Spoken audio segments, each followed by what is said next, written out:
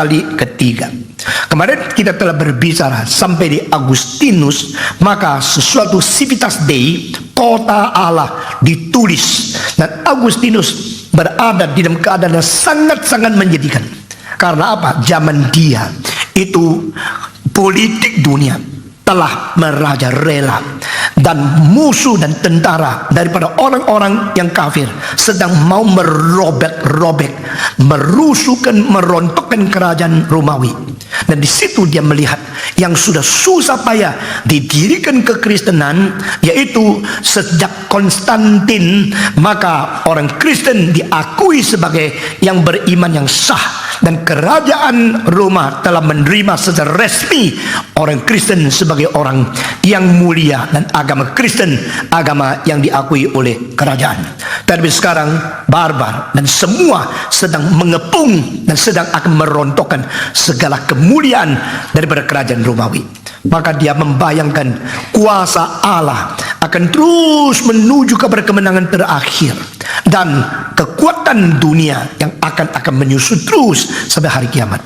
Saudara-saudara, sebenarnya dia sendiri mengetahui peperangan ini mesti terus menerus, karena pada waktu zaman dia pernah 10 tahun kecimpung ke dalam ajaran salah yang disebut adalah semacam ajaran dualisme yang dipengaruhi oleh Persia atau Zoroastrianisme yang lampau.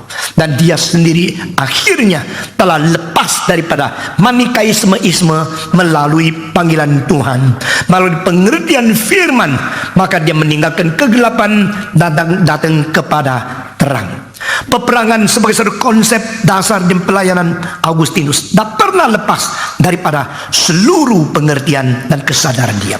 Di dalam Manikaisme memang perang antara gelap dan terang tidak habis-habisnya, dan medan peperangan antara kedua kuasa ini justru ada di dalam hati manusia, sehingga setiap orang direbut di tengah-tengah kuasa terang dan kuasa gelap. Dan Agustinus yang pagi bekerja sebagai dosen, sore kumpul kebo dengan perempuan tanpa pernikahan yang sah, dia mengetahui dia hidup dualisme. Satu pihak dia seorang cendekiawan yang begitu pintar, pihak lain dia hidup seperti binatang yang tidak mengerti moral. Dia mempunyai ibu yang beriman kepada Tuhan, dia mempunyai ayah yang suka mabuk-mabuk, dan etikanya luar biasa jeleknya, suka marah, suka pukul. Di tengah-tengah keadaan konflik di dalam diri sendiri, dia mengetahui peperangan selalu terjadi di dalam batin dia sendiri. Saudara-saudara, ibu yang menangisi dia, berdoa terus menerus supaya anak yang pintar ini boleh bertobat. Satu kali membuat uskup itu keliling gereja karena dengar ada suara tangisan seorang wanita yang di salah satu sudut gedung gereja, yang sesudah orang semua pulang masih anak perempuan itu di situ. Waktu ditemukan adalah Monica yang sedang nangis di sana.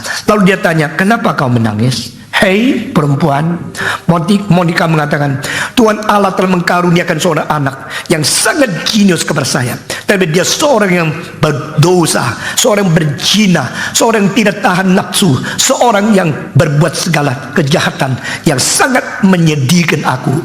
Aku mendoakan supaya Tuhan karuniakan pertobatan kepada dia.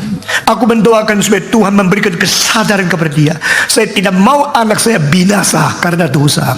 Lalu tangisan ibu yang begitu suci dan beribadah kepada Tuhan membuat uskup ini menjawab satu perkataan daripada ibu ini. Dia mengatakan, "Bangkitlah, pulanglah dengan sejahtera. Seorang anak dan keselamatan jiwanya yang memerlukan air mata begitu banyak dari seorang ibu. Doamu tidak mungkin tidak dijawab oleh Tuhan." Saudara-saudara, peperangan di dalam diri Agustinus mengakibatkan pada satu hari Tuhan karuniakan anugerah kepada dia sebelum dia sungguh-sungguh mencari Tuhan. Nah, ini menjadi titik tolak perubahan sejarah teologi. Pada malam dia mendapatkan satu suara, "Baca, buka dan baca." Agustinus satu hari, dia malam itu tidak bisa tidur. Dia bangun dan dia berjalan ke Serambi, melihat astronomi, bintang-bintang yang berada di suri di angkasa. Dan suara itu mengakibatkan dia buka kitab suci. Dan dia menemukan pasal 13 bagian akhir dari Roma yang berkata bahwa malam sudah begitu mendalam dan fajar sudah begitu mendekat.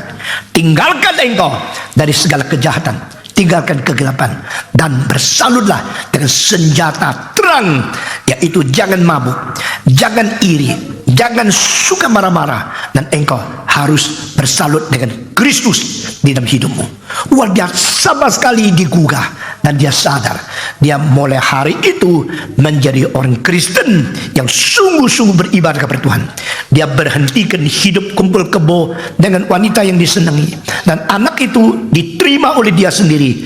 Maka tidak tahu bagaimana mempeliharakan bayi, dan perempuan itu justru pergi menikah dengan orang lain, dan dia seumur hidup hanya melayani Tuhan.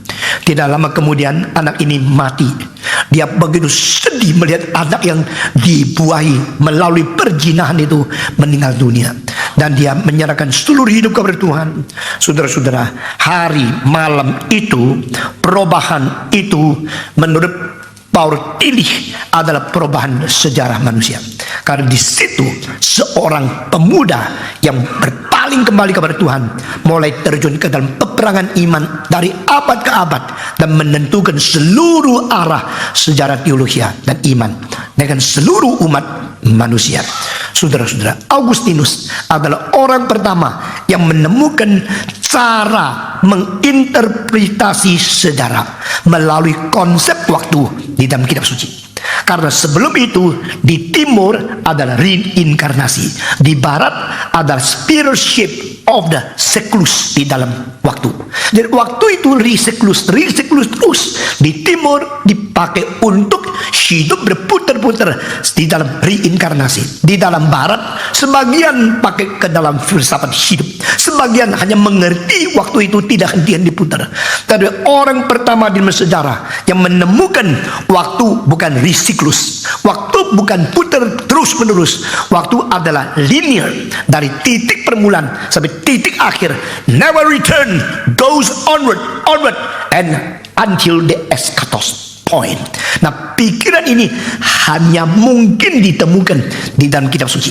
Saudara-saudara, tidak ada buku lebih agung dari kitab suci ini.